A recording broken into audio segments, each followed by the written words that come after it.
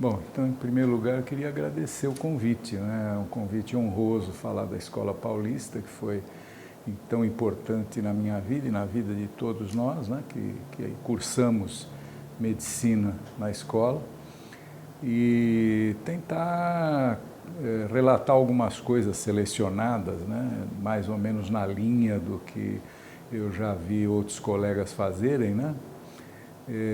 Então, vou tentar seguir mais ou menos o espírito da coisa nesse estilo, né? O primeiro deles é por que eu resolvi fazer medicina. É interessante que eu tinha esse desejo desde muito pequeno, criança, por razões totalmente assim, subjetivas, né? Tinha um médico que fez a cesárea da minha mãe, e depois se tornou uma espécie de médico da família, então era uma figura assim muito respeitada, considerado alguém especial, né, na família, que chamava quando precisava e tal. Apesar de fazer ginecologia e obstetrícia, naquela época os médicos tinham uma amplitude de ação maior do que hoje se assiste, né? Então, para mim, ele era uma referência. Eu sempre falei, vou fazer medicina, quero ser médico, isso desde criança, né? Uma vez um advogado casado com uma amiga da minha mãe disse que eu falava muito bem, que eu era uma criança tão pequena, ele se expressa tão bem, e falou para minha mãe, ele vai ser advogado. Aí minha mãe, sem conseguir disfarçar o preconceito, respondeu para ele, esse menino, de jeito nenhum, ele não sabe falar mentira. Então,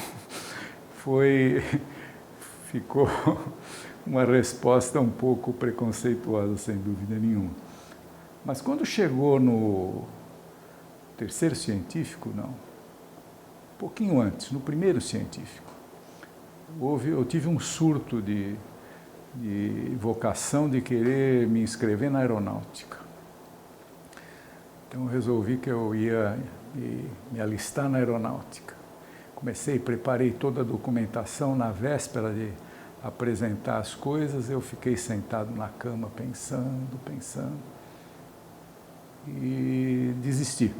Falei, não, eu estou tendo uma ilusão com esse negócio da aeronáutica. Você vê coisa de aviação na televisão e tal, eu estou iludido. Eu vou persistir naquilo que eu sempre disse que eu ia fazer. Foi bom, né? Porque depois eu tive largos períodos em que eu tinha um medo lascado de avião, né? Então não ia dar muito certo essa vocação para aeronáutica, né? E voltei para a ideia de fazer medicina. Foi uma interrupção muito curta dessa pretensão, e passei a sair do colégio onde eu estudava. Eu cresci na Moca até casar, é o meu bairro do coração até hoje, né? E eu estudei lá em 2 colégios, o Colégio São Judas Tadeu, que na época era colégio, não existiam as faculdades, existiam os colégios, né? Até segundo grau, científico, essas coisas. E eu tive um ano que eu resolvi que era malandro, fazia uma porção de estrepulias na escola, e o pessoal achava muito engraçado, muito divertido, aquelas coisas, e você acha que está fazendo sucesso. Só que esse sucesso de público e de crítica não atingiu a minha mãe, né? Ela não achou graça nenhuma, né? Então, em 2 tempos, ela me passou para o curso noturno, no Colégio MMDC, que é outro colégio lá da Moca, Martim Miragaia, Drauzio Camargo, né? E no Colégio MMDC, à noite, e mandou trabalhar de dia. Então, eu passei um período dessa maneira. Naquela época, a gente era office boy, auxiliar de escritório. Eu fui office boy de uma relojoaria na Rua da Moca durante um bom tempo, de um senhor rumeno, que era uma personagem lá do bairro, né? E assim eu entrei, vamos dizer, nos eixos, né? Nas obrigações, na responsabilidade, né? E cursei normalmente o resto do curso científico. No terceiro científico, eu estava à noite, então passei a fazer o cursinho de manhã. Cursinho pela manhã e o colégio à noite, era puxado, né? À tarde eu tinha que estudar, porque vestibular é vestibular, desde aquela época, né? E assim foi, né? Assim eu toquei esse ano, o cursinho pôde ser pago porque meu pai recebeu um resto de herança, um dinheiro lá de Portugal, da mãe dele que faleceu. E então esse dinheiro serviu para que eu fizesse o cursinho. E era uma responsabilidade, né? Porque se eu falhasse, não ia ter novo recurso para repetir o cursinho. E tudo bem, eu fiz o vestibular, como todo mundo, naquele clima pesado, né, do vestibular, competitivo, tudo mais. Mesmo assim, conheci uns 2 ou 3 amigos no próprio cursinho. Depois eu vou dizer por que eu ressalto essa questão de ter feito amizades, né? Porque como eu cresci num local da Moca chamado Avenida Henry Ford, quase não tinha casas. Então eu cresci relativamente solitário, né? Então a amizade para mim era uma coisa que eu valorizava muito, né? E hoje valorizo da mesma forma, porque você marca os períodos da sua vida através de grupos com os quais você se relaciona e que são fundamentais na sua maneira de sentir o mundo, de viver, com os acontecimentos e tudo mais. Então, em cada local que eu estive ao longo da minha vida até hoje, eu sempre acabei tendo grupos de amigos, de maior ou menor, conforme a situação. Então, até no cursinho isso aconteceu.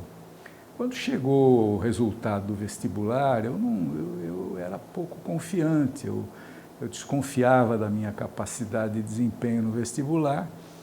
Fui lá na Rua da Glória, se eu estou bem lembrado, para saber o resultado. Naquela época saía num jornal, não tinha internet, e que era colado na parede, você ia lá e perguntava, o sujeito apontava lá.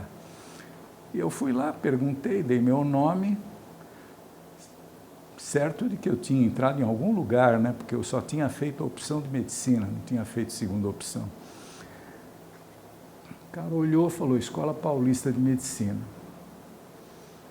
Eu escutei aquilo, falei, ele acho que pensou que eu era louco, né? Porque eu falei assim, não é possível, eu não estou tão bem assim, né? Não, Escola Paulista de Medicina. Eu saí de lá meio murcho, né? O pessoal que estava lá esperando para pegar calor ou para dar trote, deve ter achado que eu tinha sido um desastre, né?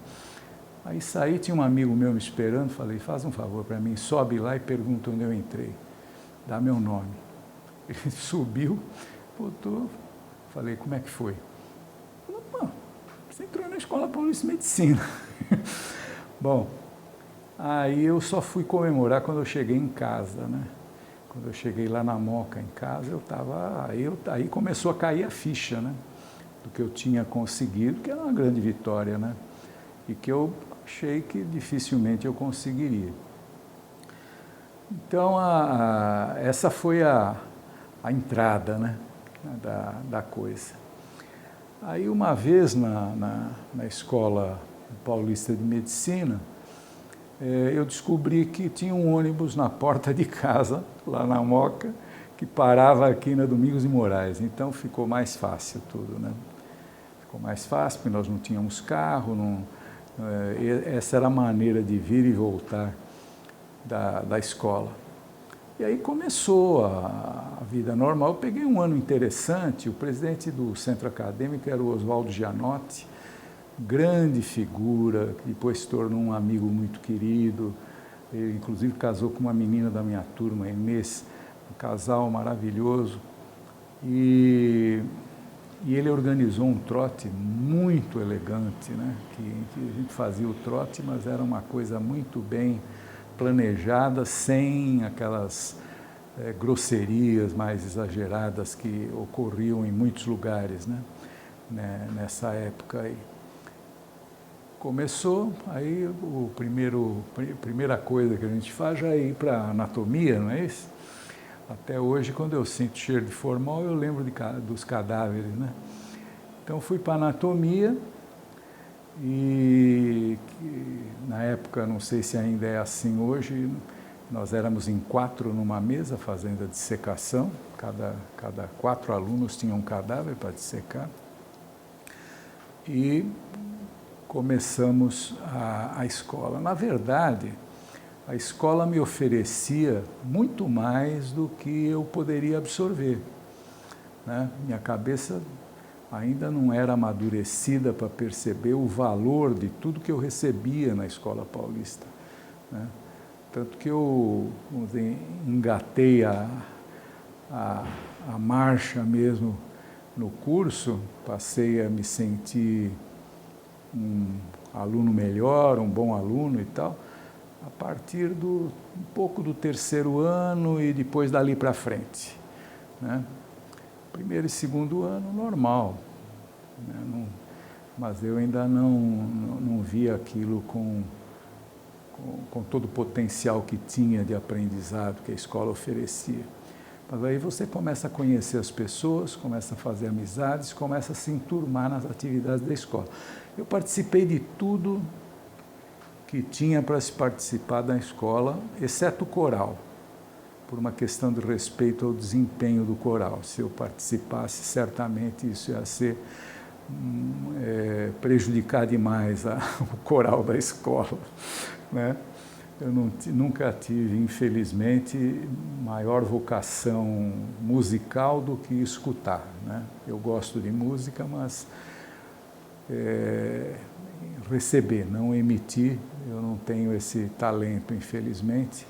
Tentei algumas vezes aprender algum instrumento, toquei na fanfarra do São Judas Tadeu, que era famosa, e por pouco tempo, né? Porque depois de treinar muito lá uns toques e tal, aquelas toques marciais, né, que você tem na fanfarra, eu me esforcei ao máximo numa apresentação, numa marcha. Os alunos do colégio marchavam pelo bairro nas datas cívicas e tal. E depois, quando interrompeu, eu perguntei para um veterano da fanfarra, né, amigo conhecido, né, na verdade, e que era da fanfarra, como é que eu estou? Melhorei e tal? Ele falou, muito bom, você melhorou muito, agora só falta você aprender a música, né? Então aí eu vi que realmente não era a minha vocação. No coral eu não participei, mas participei de todo o resto, toda oportunidade que tinha, principalmente, mais que tudo, da associação atlética, né? Gostava muito de esporte, comecei lá ajudando na divulgação das coisas, me meti a ser atleta, fui um atleta quebra-galho, não fui um grande atleta, mas não fui também, deixei a minha contribuição em algumas coisas, corrida mais longa, salto com vara é ótimo, porque você saltou um pouquinho, você já sai consagrado, porque ninguém consegue saltar aquilo, ninguém conhece aquilo. Então, pratiquei esporte na escola. Na época, nós tínhamos um departamento de educação física e um departamento de saúde escolar também. Eram umas coisas interessantes que existiam na escola, que hoje acho que são inviáveis, né? Mas, então, quando você tinha um problema de saúde, você recorria a esse departamento, ele fazia uma avaliação física, psicológica dos alunos, um por um, muito detalhada. E o departamento de educação física tinha professor de educação física, era muito organizado, então a gente na atlética trabalhava integrado com o departamento, né? Acabava sendo amigo dos professores de educação física e tudo mais. Tinha certos treinamentos para os alunos. E então aí eu atuei bastante, fui um atleta razoável para a pontuação da escola, para as coisas da escola, me saí melhor como cartola, né? Então, quando eu fui presidente da Atlética, fiz uma gestão que teve excelentes resultados. Claro que isso não foi só por mérito meu, mas principalmente o grupo de alunos que nós tínhamos naquela época, que eram muito bons atletas. Só na minha turma entrou praticamente um time de futebol inteiro, alguns deles com bastante tarimba, um deles era um craque de futebol e tal. Então, convivi bastante na Atlética, atuei todo o tempo que eu estive na escola, mas principalmente até esse período que eu fui presidente da Atlética, e nós ganhamos uma competição que ficou icônica para o resto da vida, que foi a primeira Intermed em Santos, né? Na época o pessoal fazia farra nas intermédias e tal, mas ainda não tinha chegado a um nível que depois chegou a ponto de ter brigas feias e coisas desse tipo, que eu soube, né, posteriormente, e lamentei muito. Um comportamento deplorável, né, por várias razões. Tem algumas coisas que eu vou pular, porque senão vou ter que ficar contando detalhes, isso vai tomar muito tempo. Mas cheguei a escrever artigo na revista da escola, alertando que estava se pondo em risco a atividade esportiva devido a esse comportamento e começaria a ser recusada em certas instâncias. Tá bom, enfim. Mas foi marcante esse período, mais uma vez, um grupo de amigos, muitos amigos, né? Esporte você faz muitos amigos e amigas, né? Nós tínhamos um bom esporte feminino, tínhamos algumas meninas muito boas de vôlei, de natação e assim por diante. Então esse foi o período vamos dizer, a referência que eu posso fazer em relação à Atlética. Alguns dos professores que hoje vocês conhecem e tal foram grandes atletas, né? Na época, alguns deles atletas de verdade mesmo, né? Naquela época que eu ainda me recordo. Eu participei de outras coisas também, toda a chance que eu tinha relacionada ao país, né? Então, programas de vacinação, estava eu lá fazendo vacinação. Projeto Rondon, eu fui várias vezes no Projeto Rondon, conheci lugares do Brasil que eu não teria conhecido se não tivesse ingressado no famoso Projeto Rondon. Não sei se os alunos atuais conhecem isso. A gente eu fui para o Maranhão, fui para o Amazonas, passei por alguns outros lugares semelhantes. Isso dava a oportunidade de você conhecer o que se chama de Brasil profundo, né, naquela época, que era uma coisa completamente diferente do que a gente vê hoje, né, principalmente no espírito das pessoas. Eu acho que mudou muita coisa. Para você ter ideia, no Maranhão veio um grupo lá falar comigo, procurar o que eles chamavam, aquele doutorzinho de olho esgateado, né, por causa de ter olho verde. Então, aí, o que queriam falar comigo? Era uma menina que eu tinha tratado, que tinha monilias e tinha sinais de desnutrição. Enquanto eu estava lá, eu dei um suporte nutricional e a gente tratava com violeta de genciana, ficava feio para diabo, mas resolvi. E se eu não queria levar a menina comigo, trazer a menina. Naquela época, se eu tivesse feito isso, não tinha acontecido nada, porque o Brasil era outro, né? Hoje, o mínimo ia ser preso por pedófilo, por sei lá o quê, né?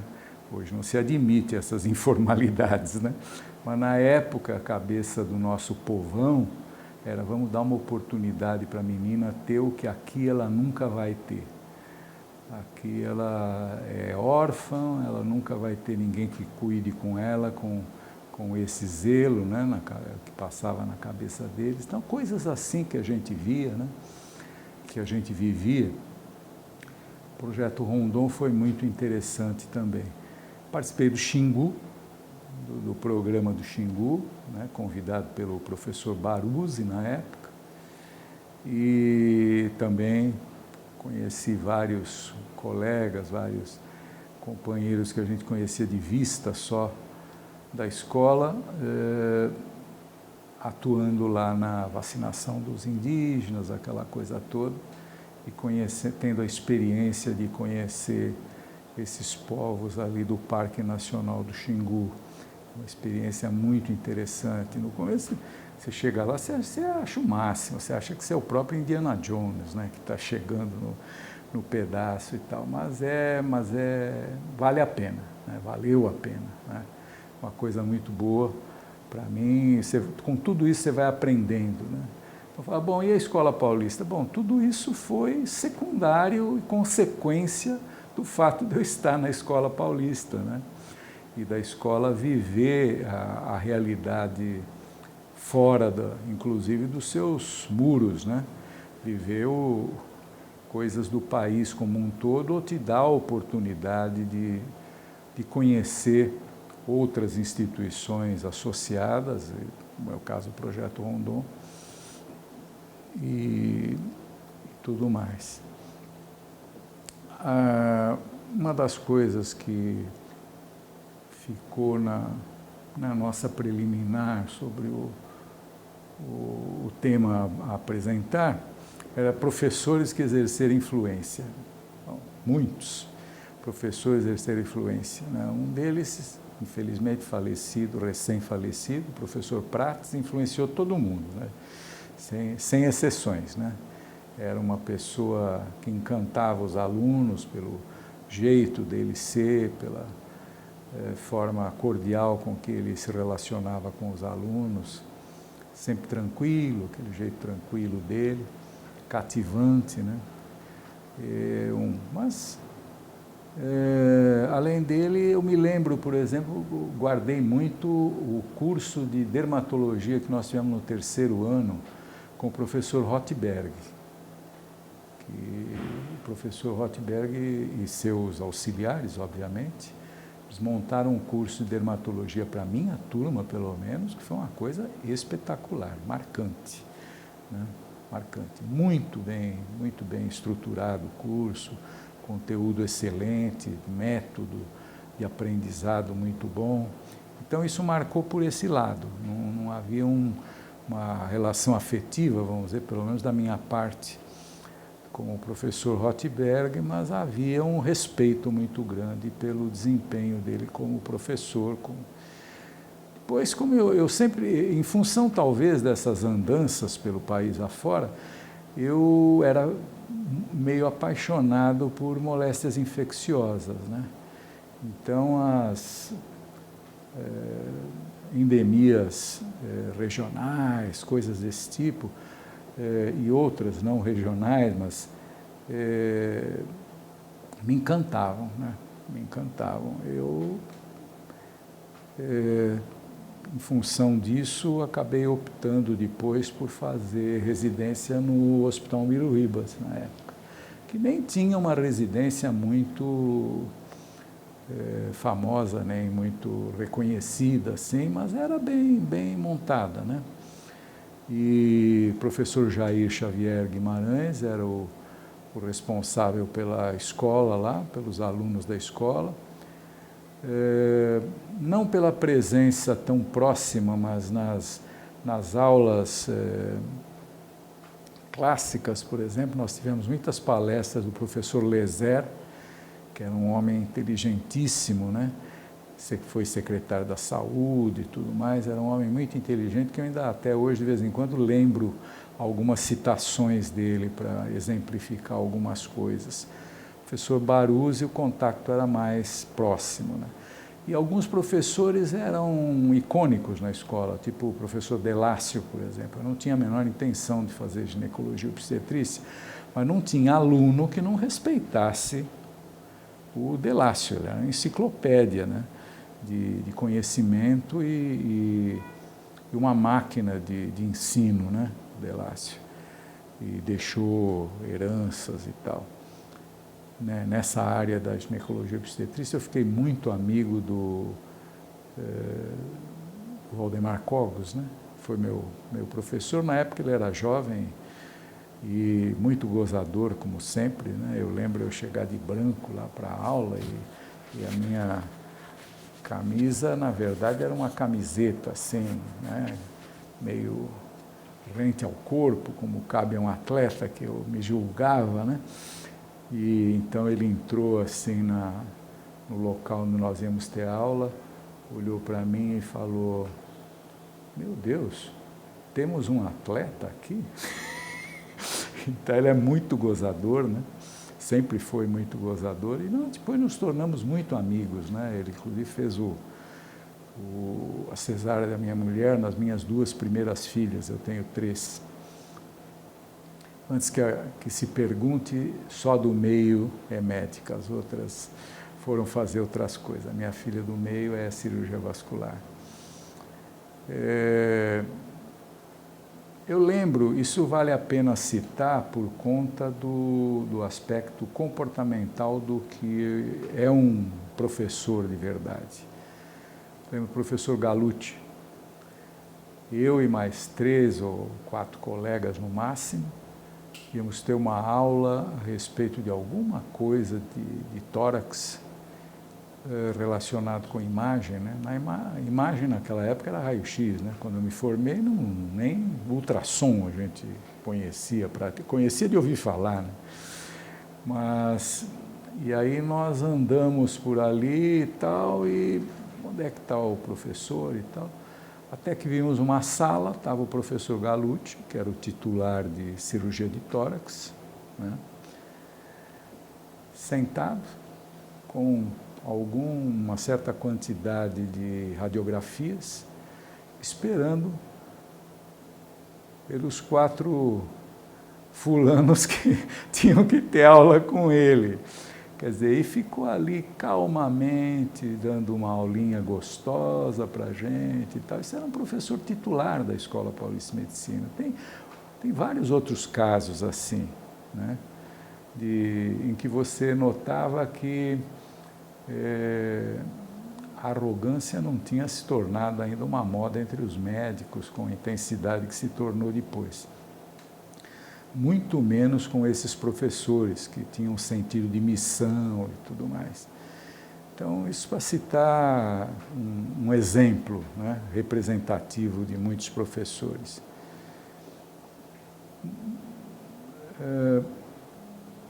Bom, o que mais me marcou na escola? É difícil de definir, porque eu entrei na escola um garoto, né, de cabeça, não só de idade, 18 anos, coisa assim, mas de cabeça e de visão das coisas, de comportamento, de tudo. E foi dentro da escola, nesses 6 anos, que eu acho que eu passei de menino a homem, né? Eu acho que não sou só eu, né? Provavelmente muitos dos meus colegas, muitos de nós, né? Tivemos essa metamorfose, né? De entrar um garoto e sair um homem, né? Um projeto de homem ainda para amadurecer ao longo da vida, porque você aprende a vida inteira, né? Essa é a verdade. O médico tem que saber isso, que ele vai aprender a vida inteira, entre outras coisas, né? Que é importante se incorporar como filosofia de vida, né? Então, repito, a escola me ofereceu mais do que eu era capaz de assimilar. Se me perguntasse, eu gostaria de voltar no tempo e tal, sob certos aspectos, sim, porque eu gostaria de voltar, claro, com a cabeça que eu tenho hoje, para aproveitar tudo o que eu aproveitei pouco, que já foi muito, né? Já foi muito importante, já foi vital para mim. Mas se eu tivesse essa oportunidade, eu queria aproveitar o muito que eu não extraí o melhor possível, né? Quando encerrou o curso, eu fui lá para o Hospital Emílio Ribas, né? Eu já tinha passado no 5º ano, já tinha sido premiado com uma epidemia de febre tifoide no Parque do Chaves, que pegou o Emílio Ribas em cheio. Então, eu já tinha tido a minha experiência com febre tifoide em caráter epidêmico aqui em São Paulo. Aí, depois de um pouco de tempo lá, pelo menos para mim, na residência, você começa a ter um contato mais próximo com sofrimento humano, que é alguma coisa que o médico tem que aprender a conviver e minimizar na medida que lhe seja possível, né?